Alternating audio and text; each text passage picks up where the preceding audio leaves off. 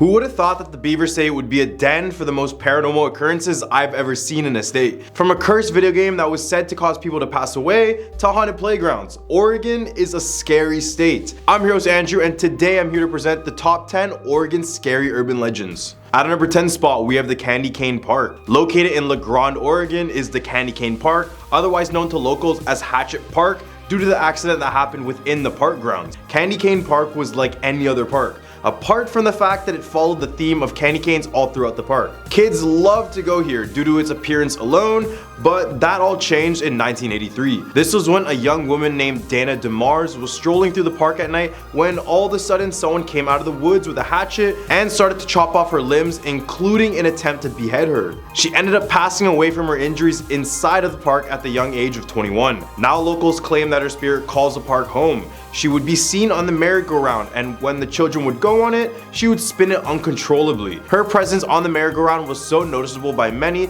that the city had to remove it for good in 2003. At a number 9 spot, we have the Bandage Man of Cannon Beach. Back in the 1950s and 60s, the residents of Cannon Beach were terrorized by a figure known as the Bandage Man. This person would lurk in the forest and dark roads of Cannon Beach, completely covered from head to toe with bandages, and he had a very pungent smell of rotting flesh. Over the years, many drivers in the area have reported seeing this man covered in bandages who would jump in front of their car at random before disappearing upon impact. As well, he would go after young couples that are parked at different parking spots in Cannon Beach. Story of the Bandage Man has different iterations, but the most popular one says that he is the ghost of a logger who passed away after sustaining some of the worst injuries at a sawmill. His entire body was severely cut, but on his way to the hospital, their ambulance was hit by a landslide, causing the vehicle to fall off the edge of the cliff. And when policemen arrived at the accident scene, the Bandaged Man was nowhere to be seen. At a number 8 spot, we have the McMinnville UFO sighting. On May 11th, 1950, a farming couple named Paul and Evelyn Trent claimed to have spotted a shiny metallic object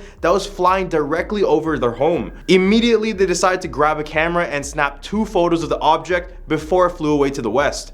Paul's dad also was a witness to the flying object. After the photos were released, it got worldwide attention almost immediately, with one side arguing that the photos were a hoax and the other side claiming that this may actually be solid evidence of a 3-dimensional flying object. And just to back up their claims even more, the Trents were regarded as very honest people, and when their photos were publicized, they never even made an attempt to profit off the popularity, nor did they want to be in the limelight in the first place. And until their last breath, they would insist that the photos were genuine, but a lot of people have been able to debunk it. At a number 7 spot, we have the Lafayette Curse. Unfortunate for those living in Lafayette, but your city has been supposedly cursed since the 1800s. Don't know if you guys knew about that one. The story goes that back in the 1850s, a woman in the town was accused of witchcraft, and just before her execution, she yelled out to the crowd of people saying, quote, "The town will burn down 3 times. And since saying that, the town has burned down twice, and people are awaiting the 3rd that has yet to come. At a number 6 spot, we have the Oregon State Hospital. Built all the way back in 1883, the building served as a psychiatric hospital in the city of Salem. It was originally named the Oregon Hospital for the Insane,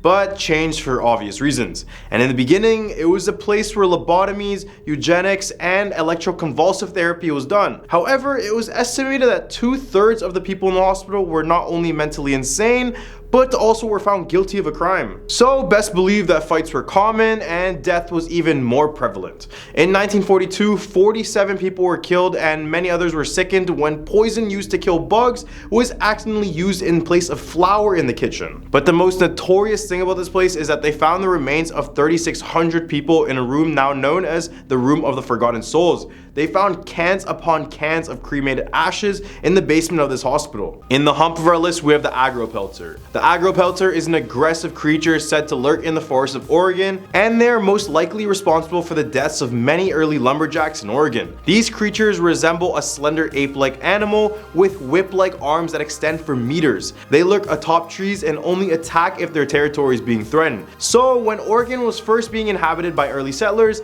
they began to start cutting down the trees for space, and then the Agro Pelter would just hurl rocks and sharp sticks at them, causing many of them to pass away or even leave the land altogether. And when people tried to fight back, they would use their long arms and agility to escape pretty easily through the trees. And in more recent times, they haven't gone after humans, but instead has a diet consisting of owls and woodpeckers. And as those populations have been dying over the recent years, the Agro Pelter will forever remain a mystery if they ever truly existed. At number 4 spot, we have the Shanghai Tunnels. Beneath Portland's very own Chinatown is a tunnel known as the Shanghai Tunnels. Now, they're completely closed off to the public, but back in the day, it consisted of small rooms that connected to one another, which made smuggling very easy at the time. As the tunnel was being used for more and more illegal activities, it eventually was a place where kidnappings and even murders were done. The term Shanghaiing or crimping came from these tunnels, which was basically when people would kidnap men and then sell them as slaves to ship captains that needed crewmates. These Shanghaiers would wait for people to leave local bars and taverns and then bait them directly into these tunnels and straight to the docks. There are tours to enter in some of the parts of the tunnels today, but visitors feel like they're being watched the entire time they're down there. Many of them report to see an Asian man walking past them in the tunnels as well, who is not a part of their group. And some even hear the voice calling out the name Sam coming from the tunnels. And if you do go, just be prepared to experience complete darkness. So just try not to hallucinate too much. At our number 3 spot, we have the Multima Falls. Located in Columbia River Gorge, Oregon, is the beautiful waterfall that brings an estimated 2.5 million visitors yearly. However, the more people that go there, the more that come out saying that this place is more haunted than people realize. So before this bridge was constructed, there was an old Native American legend that tells us of a maiden that leapt to her death from the upper falls in order to save her village from sickness. And no, the story doesn't specify why jumping off the cliff would save her village from sickness, but hey, maybe she had a sickness and didn't want to give anyone else it, so she just committed like that. Regardless, ever since the construction of the bridge, visitors claim to see her face appear to those standing on top of the bridge looking down at the water below.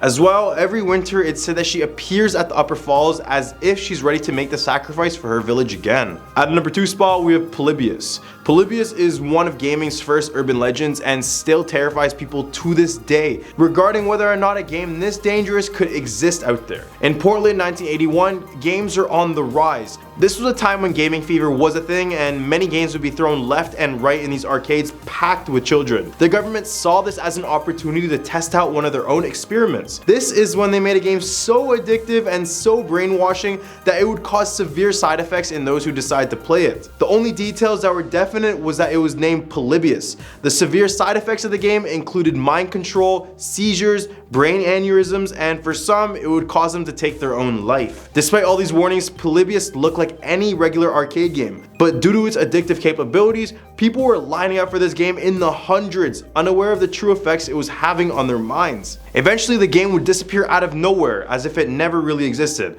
and the mystery of Polybius will just keep living on. At a number 1 spot, we have D.B. Cooper. D.B. Cooper is one of the most infamous criminals in aviation history. On November 24, 1971, a nondescript man calling himself Dan Cooper brought a one-way ticket on flight 305 from Portland, Oregon to Seattle, Washington. At 3 p.m., Cooper handed a flight receptionist a note stating that he had a bomb. Soon, Cooper gave the captain of the plane a note demanding 4 parachutes and $200,000 in $20 bills. When the flight landed in Seattle, the hijacker exchanged the flight's 36 passengers for the money and the parachutes. Cooper kept several crew members on board and the plane took off again, ordered to set a course for New Mexico. Somewhere between Seattle and Reno, a little after 8 p.m., the hijacker did the incredible. He jumped out the back of the plane with the parachute and some of the ransom money. And fortunately, the pilots landed safely, but Cooper just disappeared completely. 51 years later, and the FBI still don't know what happened to this man. And this will be the greatest mystery in aviation history. Well, these are the top 10 Oregon scary urban legends. What do you guys think about this list? Leave a comment down below with your thoughts. But don't forget to like and subscribe to this video for some more content. I'm your host, Andrew, and I hope you guys have a scary day.